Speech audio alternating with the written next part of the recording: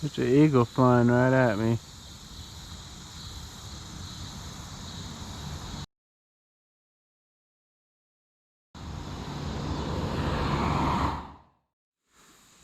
Back on the river today. This time I'm doing something a little different. Got a little pocket frog.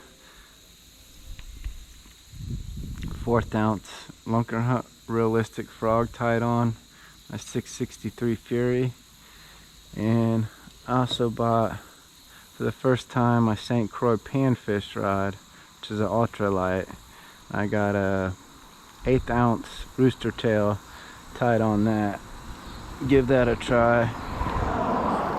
Since I've only been catching nothing but small fish lately on the river. Only caught one frogfish. It was right here in this spot, and it was a rock bass. And it was with this little frog, so. Threw a 1/2 ounce frog on the river and had a lot of bites before. But it seemed like they had problems getting it in their mouth. Like it might have been a little too big. So I started bringing this little pocket frog, this little 1/4 ounce frog. Figured it'd be a little bit easier for them to get in their mouth. Use a 1/2 ounce for largemouth and a smaller one for river smallmouth.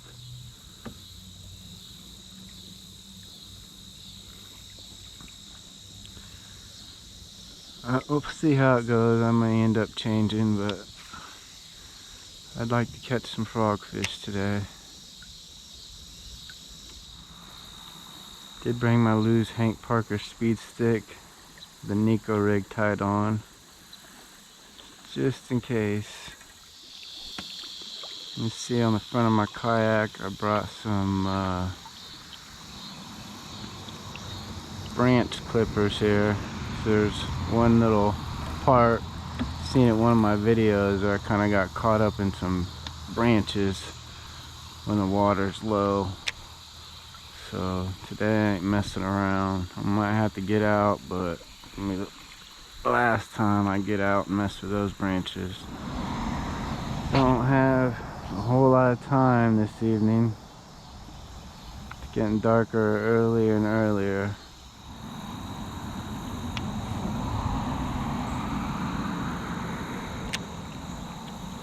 Another one. That little rock bass over there. Hookup on frogs are so dang hard. Not very good at frog fishing. Like I said, I've only caught one fish, and that was a little rock bass. But the only way to get better is practice.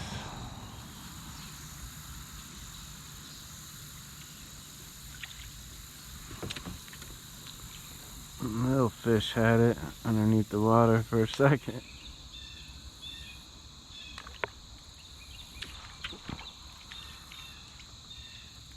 Another little one take it under, and no hookup.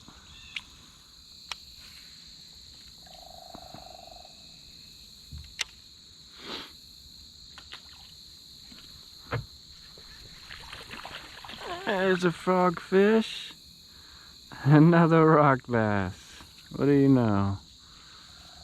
They have to be about this big for them to hook up on them, though. Them small ones just kept pecking at it. They kept taking it under, but they wasn't hooking up.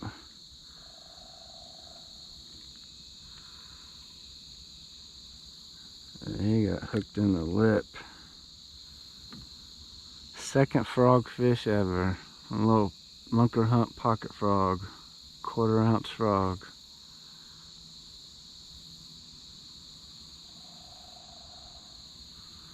Well, it's the first frogfish.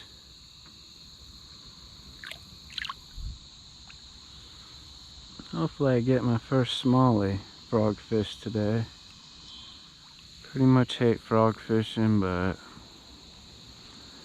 not giving up on it. Keep trying it.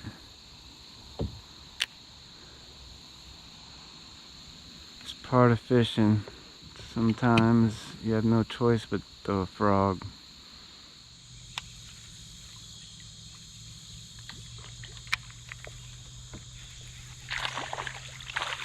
Another rock bass came off on the frog. Placed the Rooster Tail with a 10th ounce Ned Rig with a TRD crawl.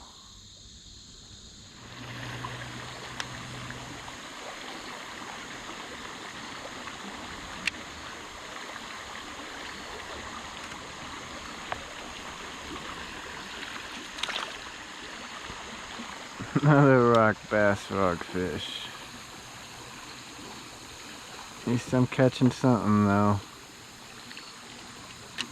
Use all the frog experience I can get.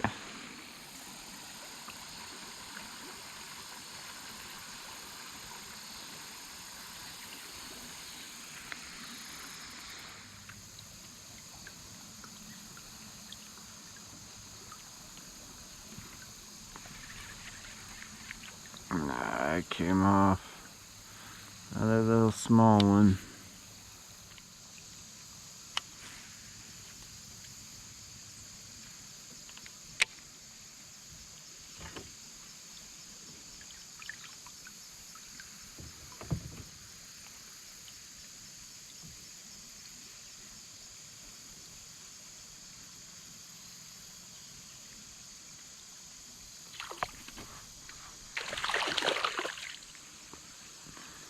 Another rock bass.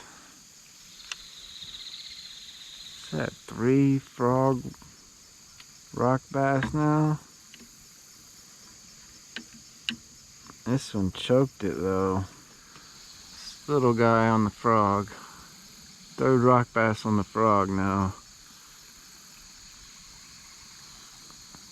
This little guy had the whole frog in his mouth.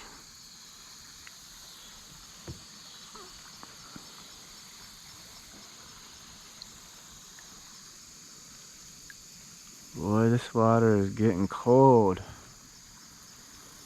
And I'm probably gonna have to get out in it. Trim some branches in a little bit. Not looking forward to that.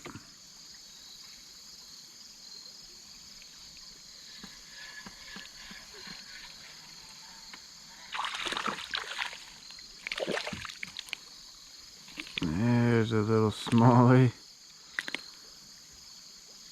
I'm on the Ned Rig on the ultralight rod.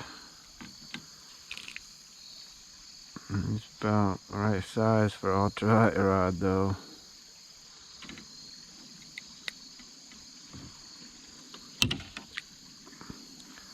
First smallie, not much bigger than the rock bass I've been catching though. First Ned Rig fish of the trip.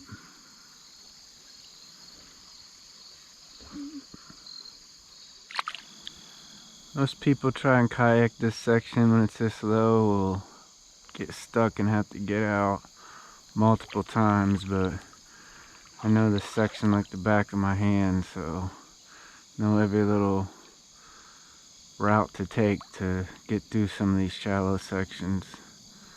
And sometimes there's only one little narrow path you can take just to skate by without having to get out. There's barely just enough water to get by.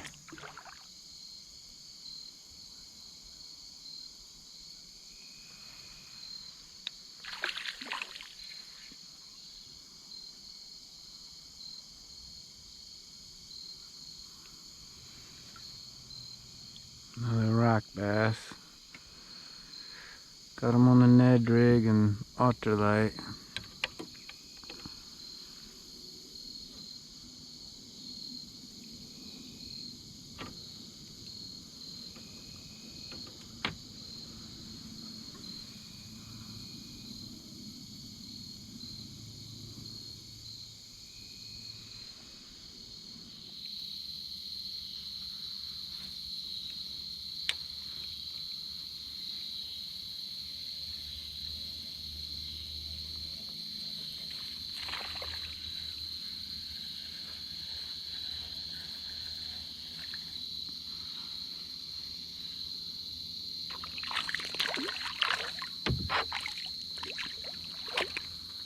I didn't even know I had a fish online when I started reeling. I was just reeling in because I thought it was a bad cast. As soon as I started reeling, I felt weight. I had this little smallmouth. And a little smallmouth, second smallie.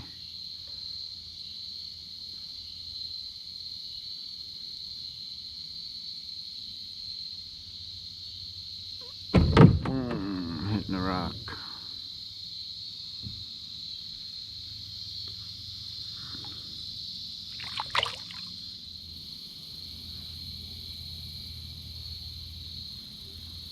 There goes the eagle. I missed him. He's chilling in his chilling tree. Second eagle I've seen though.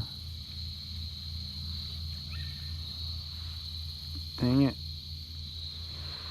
Just missed him. Well, at least I caught him flying off. Then when I first put in, I seen an eagle flying right over me.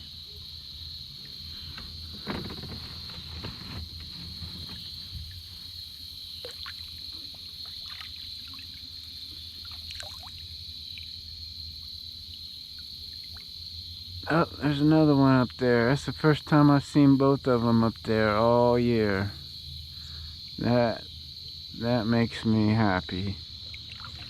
I was worried one of them might have died or something. It's pretty unusual not seeing both of them together at least a few times.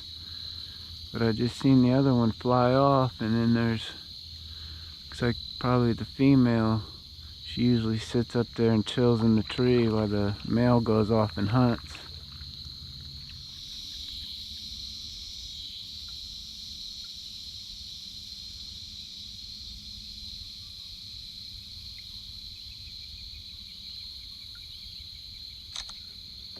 Well, just took a picture right before it flew away. Alright, approaching these tree branches.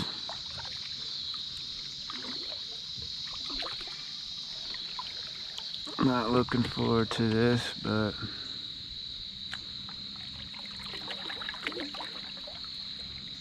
got to be done.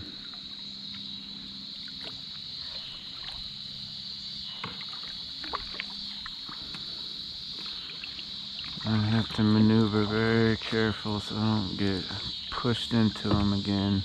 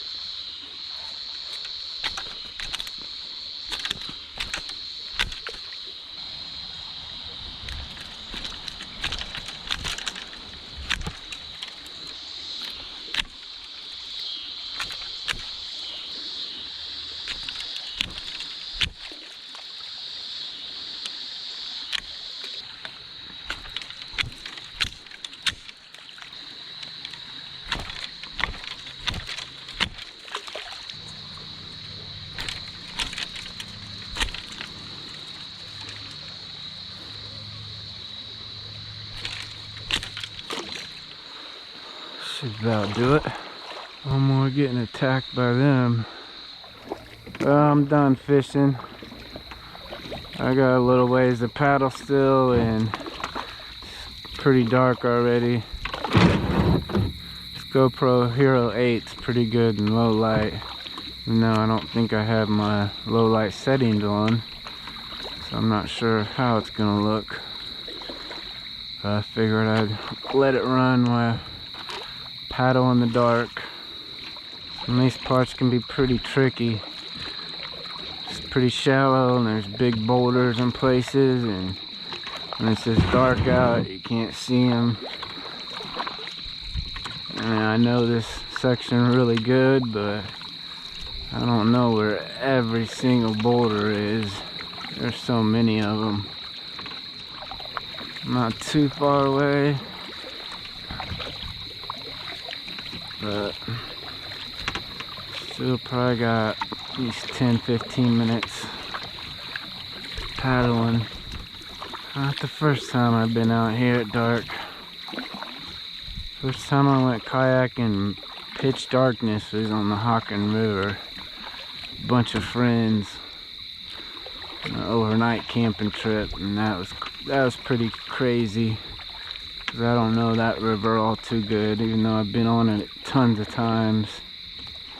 And then second time I've been out pitch darkness, it's on a 14-hour kayak trip. Didn't get done till 4 in the morning. It wasn't planned that way. We were supposed to be done before dark, but low water, first time kayaking that section, so it was an unfamiliar section of the river. Ended up being longer than what we thought it was. We had to get out probably 30 times because the river was so low. One point I almost decided I was just gonna sleep in the kayak until it got light out. You can't see nothing when it's pitch dark out. Lights don't really help much.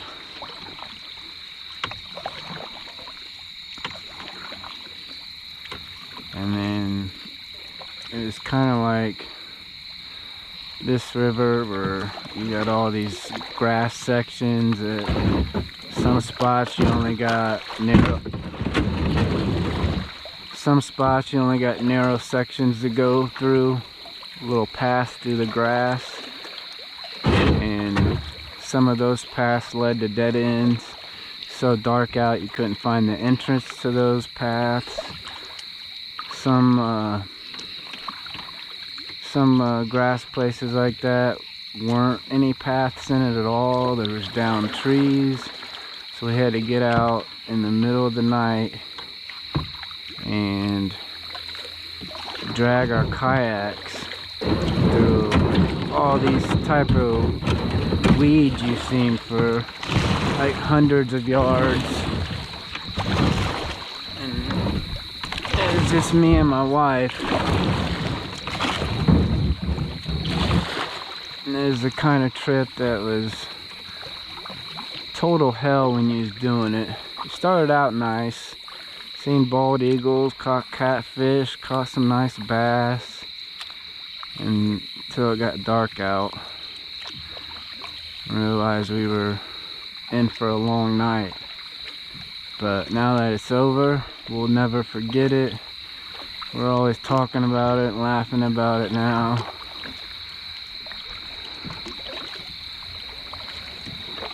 Yeah, but kayak in an unfamiliar river in pitch darkness is pretty crazy.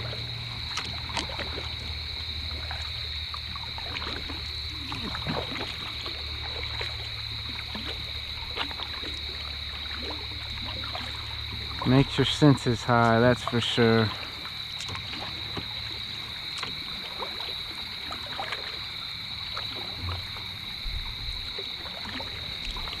I don't really want to do it alone.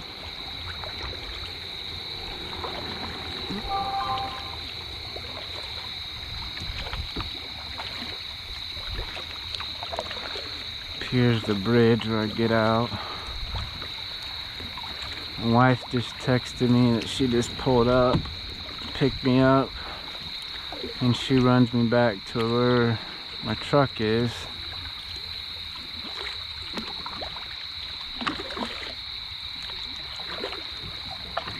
So at least I still have enough light to be able to navigate a little bit.